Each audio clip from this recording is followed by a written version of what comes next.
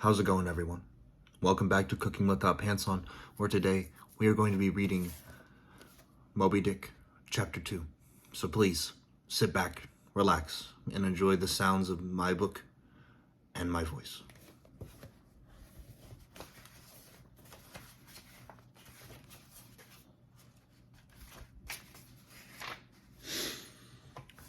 Chapter 2, A Friend for Life. Finally, the stranger put out the little fire and stuffed the tiny idol back in his coat pocket. I was thinking of speaking out, but before I could, he suddenly popped the tomahawk-shaped object between his teeth, brought a match up to it, and puffed out a huge cloud of tobacco smoke. Then he jumped into bed. When I called out, he grunted in surprise. But I stammered and rolled toward the wall. He began to shout and waved the tomahawk pipe, spreading hot ashes all around. I was terrified he'd cut me or set the bed on fire. "OEW," he yelled. "Speaky or dammy I killy." I shouted for the landlord, who, thank heaven, arrived quickly with a light in his hand. "Don't be afraid," he said, grinning from the door. "Queequeg wouldn't harm a hair of your head." "Why didn't you tell me the harpooner was a cannibal?" I roared. "I thought you knowed. Didn't I tell you he was out peddling heads?" He turned to Queequeg. "Look here, this man's sleepy you, savvy?" "Me savvy?" Queequeg grunted, puffing away at his pipe. He politely turned the cover back and motioned for me to get into bed. I took a good look at him and realized that under all the paint he was a really good, sober man. He probably had as much reason to be afraid of me as I had to fear him. "Okay, landlord," I said, "but tell him to put the tomahawk away and stop smoking in bed. I ain't insured for fire." Queequeg readily agreed and rolled way over to one side as if to say, "You've nothing to fear from me." "Good night, landlord," I said. "You may go." The next morning, Queequeg courteously signaled that he would dress first and let me have the room to myself. My roommate was polite, while I was the rude one. I couldn't help staring as he put on his tall beaver hat first, then got under the bed to put on his boots in privacy. After this, he crawled out to put on his pants and shirt. Next, we took a wet piece of soap and began to lather his face. I wondered what kind of razor he had, and soon found out, much to my surprise.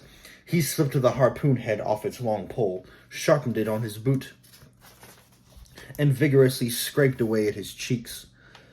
I found this amazing at the time, but I would not find this so amazing later on, when I learned how sharp these fine steel harpoon heads are kept. At breakfast, I was expecting to hear exciting sea stories from all the experienced whalers, but they were silent, bashful bears. Queequeg kept pretty busy, though. He brought this harpoon along, and, ignoring the hot rolls and coffee, reached the harpoon across the breakfast table to spear one beefsteak after another, all as rare as could be. Later, I found myself alone in the public room with him. I watched as he picked up a heavy book from the table and slowly counted the pages in his strange language. After every 50 pages, he'd stop and whistle in astonishment at how many pages there were. Then he'd go on counting. I wondered to myself why he wasn't more friendly with the other seamen at the inn. But on second thought, I liked him for it.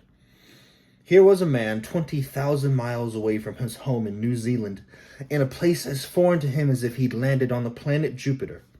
Yet he managed to keep himself at ease, content with his own companionship. I felt myself drawn to him, so I pulled up my bench and tried my best to talk to him. He asked me if we'd be sharing a room again that night. When I said yes, he looked pleased, as if I'd complimented him by not arranging for a change. I tried to explain a bit about the book he was holding, what printing was, and what the pictures in it meant.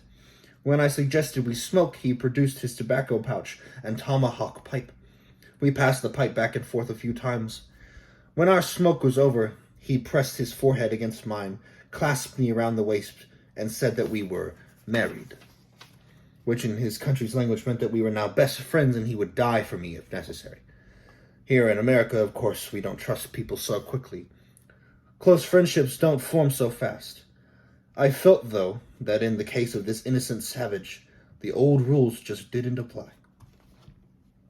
In our room, after supper and another friendly smoke, he made me a present of his embalmed head. Then he took his tobacco pouch and, groping under the tobacco, took out some $30 in silver. This he divided into 2 parts and insisted that half was mine. I tried to refuse, but he picked them up and forced them into my pocket. Then he took out the little hunchbacked figure he had used in his ritual the previous night and made signs that he wanted me to join him in his ceremony. This posed a problem for me. As a good Christian, I knew worshipping idols was against my religion.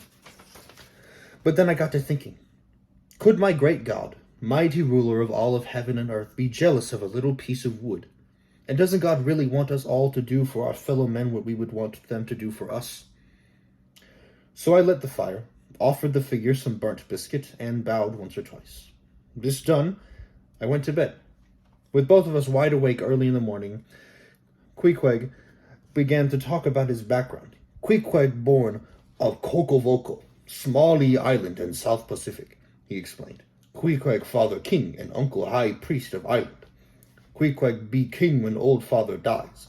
But Queequeg have see Christian world first and bring back great improvements to his people. So when whaling ship land on Kokovoko, Queequeg beg he captain take him aboard. Captain say no, but Queequeg not give up. Paddle his canoe to narrow straight ship must enter. Sink canoe, climb up side of ship, and throw himself on deck. Again captain say no, but when he see chief's son ready to die, he let Queequeg stay on board. There Queequeg learn whaling. Do you plan to go back soon and take over your throne? I asked. Queequeg watch ye how sailors behave, and learn ye that even Christians be wicked, he said. Now Queequeg feel he not fit carry on line of 30 pure kings before him, at least not till he some day when Queequeg feel clean once more. What will you do now? I asked. Queequeg sail again, he said firmly. I plan to sign on a whaling ship out of Nantucket, I told him. Whoops. Then Queequeg go with friend and sign ye on same ship. I was glad for 2 reasons. Queequeg was my friend, and he was an experienced harpooner. As such, he would be a good teacher for me on my first whaling voyage. Well, that was chapter 2 of Moby Dick. If you all enjoyed this video, then please remember to leave a like, comment, and subscribe to my channel to see more content just like this in the future. Remember that we are only 8 subscribers away from 200 subscribers here on the channel. So please, if you enjoyed this video or any other video on my channel, then please hit that subscribe button and turn on that notification bell so that you never miss another video. Once again, thank you all for watching. Until next time, bye.